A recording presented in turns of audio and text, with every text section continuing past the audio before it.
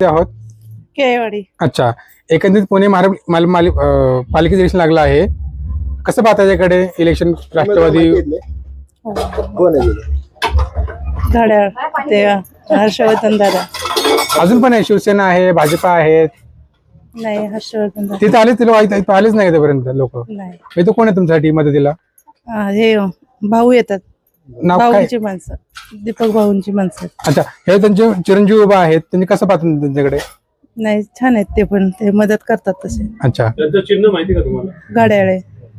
ठीक, धन्यवाद. मध्ये आहे तर निवडणुकी संदर्भात काँग्रेस असो, राष्ट्रवादी काँग्रेस असो, शिवसेना, भाजप, तर तुम्हाला कसं वाटतंय?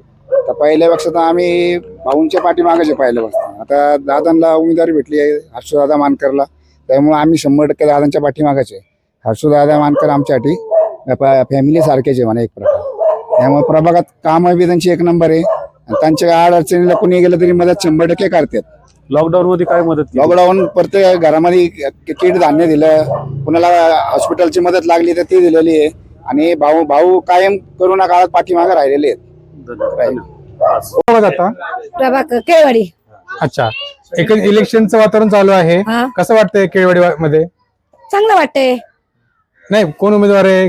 पक्ष कोण आहे? हर्षवर्धन दादा भाऊ अच्छा. उमेदवार आहेत, खूप चांगले आहेत ते. म्हणजे आम्ही त्यांच्याकडे गेलो, आमची काही कामं असतील सगळं करतात व्यवस्थित. ते आमच्या गरजा पूर्ण करतात.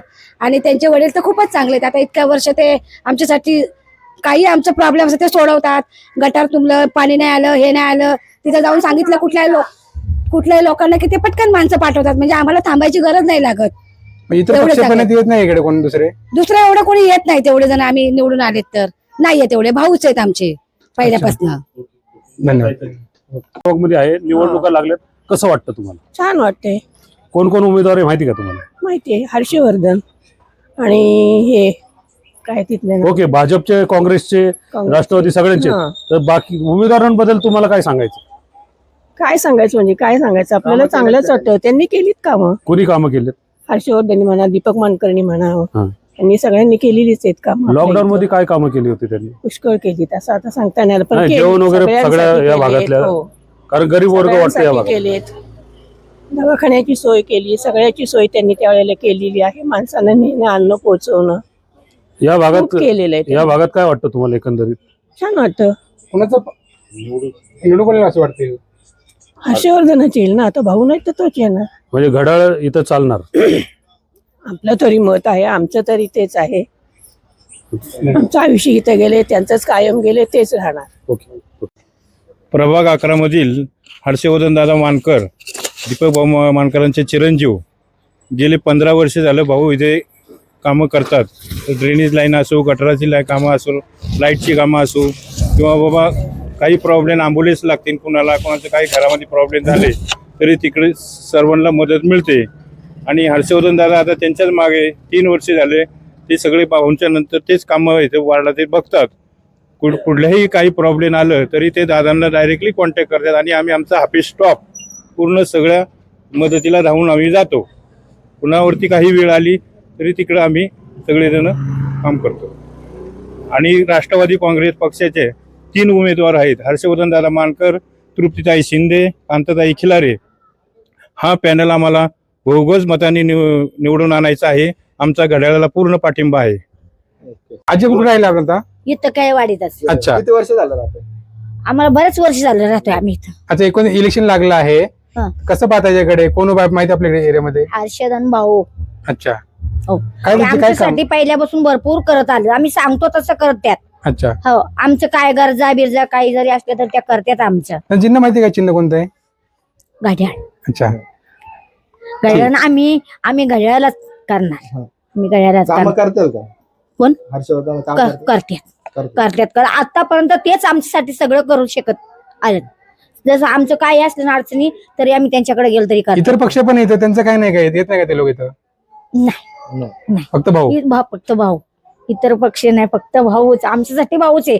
आणि आम्ही म्हणलं तुम्ही जरी असं नाही केलं तर आम्ही म्हणतो आमच्यासाठी भाऊच करतात पहिल्यापासून. हो, हा, मग ते हर्षवर्धन आहे माहिती आहे ना. हो, ते पण करणार ना आमच्यासाठी. बापानी केलं ते लोक करणारच ना, 100% करणार. धन्यवाद. काय आपण प्रभाग क्रमांक 11 मध्ये आहोत, निवडणुका लागलेल्या आहेत. तुम्हाला इथं राष्ट्रवादी काँग्रेस भाजप शिवसेना कोण याच्यापैकी कोण उमेदवार माहिती?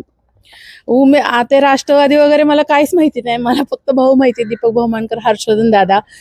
ते असले की आम्ही ते कोणत्याही पक्षात असो, आम्ही डोळे झाकून त्यांनाच मत देतो. काय कामं केलं जातं? त्यांची कामं म्हणजे एकतर आता आम्ही इथं निरामी किशोरी वर्ग घेते.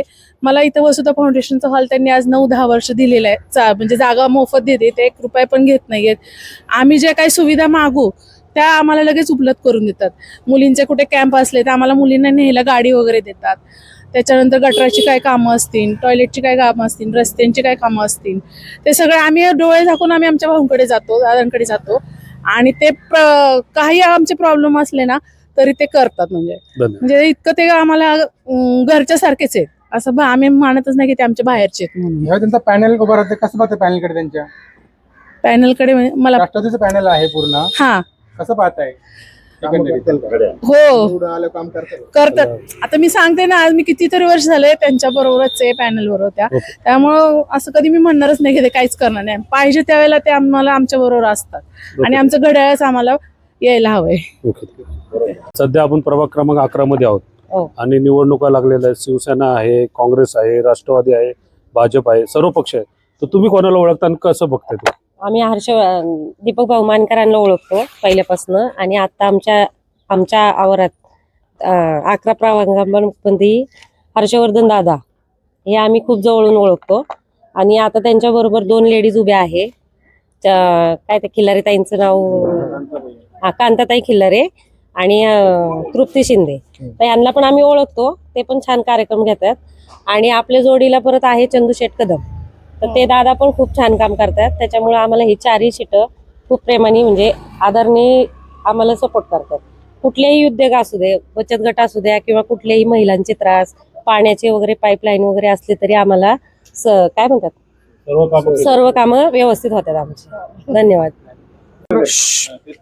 सध्या आपण कुठल्या प्रभागात? आम्ही सध्या आता प्रभाग 11 मध्ये आहे. काय वाटतं एकंदरीत काँग्रेस, राष्ट्रवादी, शिवसेना किंवा मनसे या सगळ्यांची युती आणि निवडणूक कशी वाटते तुम्हाला? निवडणूक थोडी रंगतदार आहे, थोडा 3 वर्ष उशिरा लागल्यामुळं, पण तरी सुद्धा 3 वर्षाचा जो काही कालावधी आहे, 2-3 वर्षाचा, आपल्या इथे जे स्थानिक नगरसेवक आहेत, दीपक भाऊ मानकर असतील, त्यांनी आपल्या इथे जे काही आपले ड्रेनेज लाईन असेल किंवा लोकांच्या काही समस्या असतील त्या सोडवण्यात ते गेले 3 वर्षापासून, जरी त्यांना खालून निधी मिळत नसेल तरी ते स्वतःच्या स्वखर्चातनं करत आहेत. आणि कोरोना काळ पण आम्ही बघितला, तर जेव्हा कोणी नगरसेवक इथे काम करत नव्हतं तेव्हा दीपक भाऊ मानकर हे सकाळी 2,500 संध्याकाळी 2,500 लोकांना हे खाद्य वाटप करत होते. तसेच डॉक्टर लोकांनाही त्यांनी वाटप केलं. आणि परत पुणे आपल्या प्रभाग 11 नुसता आपला केळवडे हनुमान नगर नसून मातोबा नगर असेल, सुतारदारा असेल, भवानी नगर असेल, किसकिन नगर असेल, अशा सर्व ठिकाणी त्यांनी किट, अन्नधान्याचे किट सुद्धा वाटप केले. आणि तसं त्यांचं इथं सगळ्यात जास्त चांगलं काम जर बघायला गेले आणि वैद्यकीयच्या बाबतीत पण भाऊंचा इथे हात कोण धरू शकत नाही. हॉस्पिटलला त्यांची आर्थिक मदत लोकांना, सर्व लोकांना असते. तसेच अजून काही जर शालेय फी असते मुलांना आर्थिक, आणि कॉर्पोरेशनच्या शाळेमध्ये सुद्धा त्यांचं दरवर्षी सर्व मुलांना साहित्य वाटप असतं. अजून त्या चिरंजीव त्यांचे उभा राहत आहेत त्यावेळेस, त्यांना कसं बघतात? आता त्यांचे चिरंजीव सुद्धा भाऊंच्या पावलं पाऊल ठेवून काम करत आहेत. ते सुद्धा कुठे मागे हटत नाहीयेत. गेले 3 वर्ष नगरसेवक पद नसताना देखील हर्षवर्धन दादा मानकर हे तेवढे अग्रेसर आपल्या प्रभागात 11 मध्ये काम करत आहेत. आणि ते जे शालेय मुलं आली तर त्यांना सुद्धा ते शाळेची फी भरत आहेत. तसेच शाळा आपल्या कॉर्पोरेशन शाळा आपल्या भागात आहेत, जे भवानी नगरमध्ये शाळा आहे, त्या लोकांना सुद्धा ते मुलांना, आता थंडी होती तर त्यांनी ब्लँकेट वाटप केले. आणि दरवर्षी जूनमध्ये शालेय साहित्य वाटप ते करत असतात. त्यांचं चिन्ह घड्याळ आहे, अजितदादांचं नेतृत्व आहे, दीपक भाऊचा पाठिंबा आहे आणि सर्वसामान्य मतदार पाठीशी आहे असं वाटतं का तुम्हाला? आता त्यांचं चिन्ह घड्याळ आहे हे सगळ्या लोकांना गेले 15 वर्ष माहीतच आहे. आणि इथं चिन्ह प्रश्न घड्याळाचा येत नाही तर इथे चिन्ह येतो त्यांचा अस्तित्वाचा, कारण की ते स्वतः गेले खूप 15 वर्ष इथं काम करत आहेत. आणि एवढं चांगलं काम त्यांच्या व्यतिरिक्त इथं कोण करत नाही. जनतेशी नाळ आहे त्यांची प्रत्येक घरांमध्ये त्यांना ओळख आहे. प्रत्येक घरामध्ये ते जातात, कुणाचा प्रॉब्लेम असेल ते सॉर्ट आउट करतात, प्रत्येकाला ते मदत करत असतात. जनता